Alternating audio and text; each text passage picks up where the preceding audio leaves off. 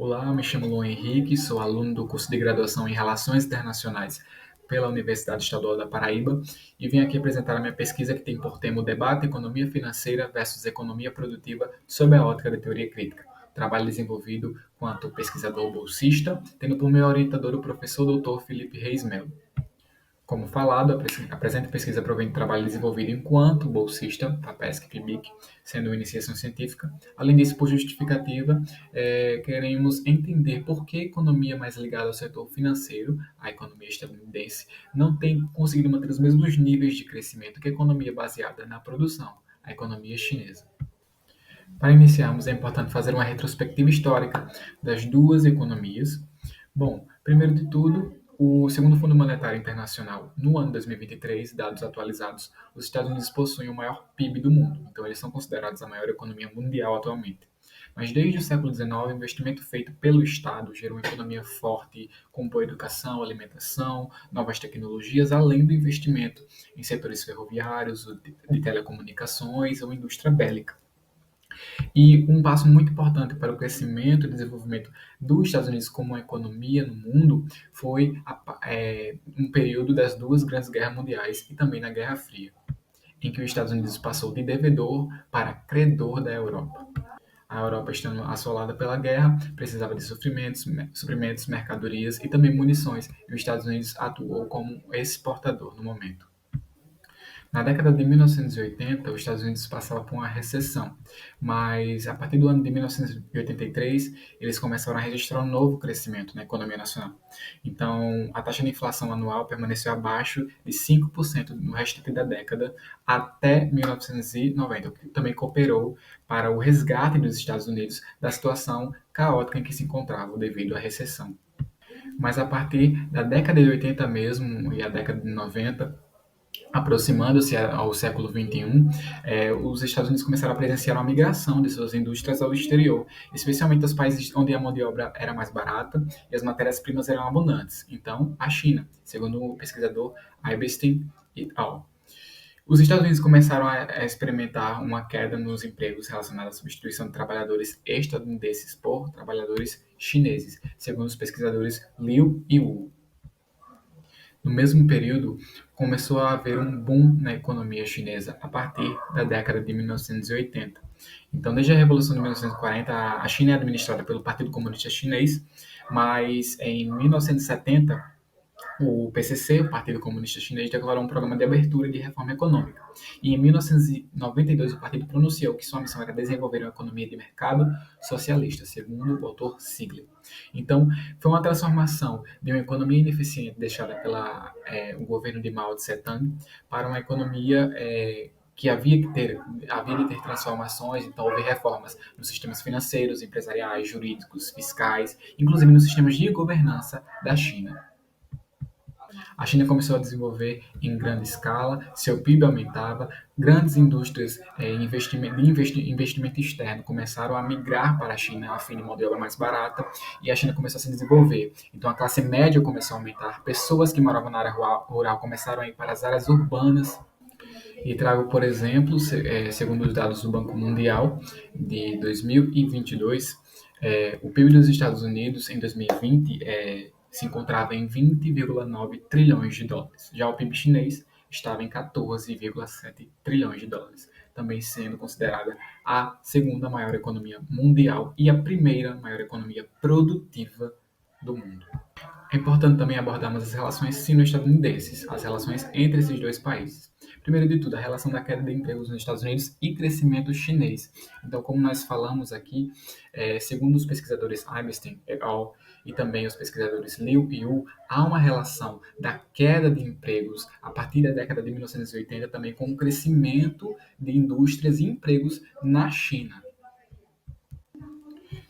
Estima-se que os empregos na esfera da manufatura nos Estados Unidos caíram cerca de 18% da força de trabalho em 1990 para 11% em 2009, o que equivale a cerca de 5 milhões de empregos perdidos. Por outro lado, a China, o seu setor manufatureiro aumentou em 3% da economia de 1990 até 2005, o que se traduz em 25 milhões de empregos adicionais. O crescimento chinês chegou a ponto de os Estados Unidos começarem a importar da China. O Walmart, que é uma empresa estadunidense, respondia por mais de 10% do total das importações dos Estados Unidos da China entre 2003 e 2004. Então, um dos autores da teoria crítica, Robert W. Cox, nos ajuda a entender por outras perspectivas um pouco essas relações entre Estados Unidos e China e sua influência e poderio no sistema internacional. Primeiro de tudo, é importante sabermos que Cox nos traz o entendimento de que as ordens mundiais elas são estruturais, então elas são construídas. Podemos entender um pouco também sobre como os Estados Unidos e a China influenciam e moldam a ordem mundial vigente e possivelmente as futuras ordens mundiais que podem estar por vir. Podemos ver, inclusive, por acordos multilaterais que são construídos, acordos regionais dentro do âmbito da OMC, regimes internacionais. Esses fatores influenciam, com certeza, no sistema internacional e, sendo os Estados Unidos e China as duas maiores economias mundiais, com certeza também influenciam na ordem mundial vigente. Além disso, Cox também nos traz o entendimento de que os poderes materiais e forças sociais são essenciais para a construção das hegemonias. Hegemonia, segundo o entendimento de Cox, é apenas um eufemismo para o imperialismo. Então, nós podemos ver que nas duas grandes guerras mundiais e também na Guerra Fria, os Estados Unidos foi se desenvolvendo economicamente, especialmente porque se tornou um grande credor e exportador à Europa, que estava ali em período de guerra e também assolada pela guerra, foi exportador de mercadorias, de munições, de suprimentos. Então, ele foi se desenvolvendo economicamente, especialmente, obviamente, por causa dos poderes materiais e forças sociais. Além da China também, que se tornou solo fértil para investimento externo de empresas do exterior, tendo também uma grande mão de obra barata e matéria-prima abundante, pode-se ver e concluir que os poderes materiais e forças sociais foram pilares e são pilares para a construção dessas hegemonias vigentes, China e Estados Unidos.